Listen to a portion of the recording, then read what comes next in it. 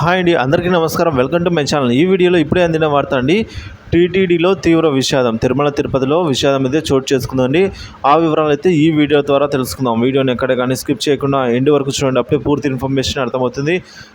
Friends, ఇక విషయానికి వచ్చినట్లయితే తిరుమల తిరుపతి శ్రీవారిని దర్శించుకునేందుకు వెళ్ళిన భక్తురాలు తీవ్రంగా గాయపడిందండి. తిరుమల కొండపై ఉన్న జపాలి తీర్థంలో ఆంజనేయ స్వామి దర్శనం కోసం వెళ్తున్న ఓ యువతిపై ఒక్కసారిగా చెట్టు కొమ్మ విరిగి పడటంతో ఆమె అక్కడికక్కడే కుప్పకూలింది. తీవ్ర గాయాల పాలైన ఆమెను హుటాహుటిన హాస్పిటల్కి తీసుకెళ్లగా తల, వెన్నెముక తీవ్ర గాయాలు అయ్యాయని వైద్యులు చెప్పారండి. సో ఒక వివరాల్లోకి వెళ్తే, తిరుమల జపాలి తీర్థంలో చెట్టుకొమ్మ విరిగి భక్తుల మీద పడిందండి. ఈ ప్రమాదంలో ఓ భక్తురాలు తీవ్రంగా గాయపడింది.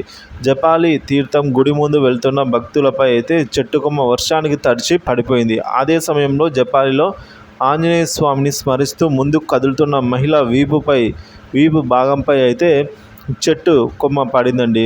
సో ఒక్కసారిగా ఆవిడ అక్కడికక్కడే నేలపై కుప్పకూలింది. చెట్టు కొమ్మ విరిగి పడడంతో తీవ్ర గాయపడింది.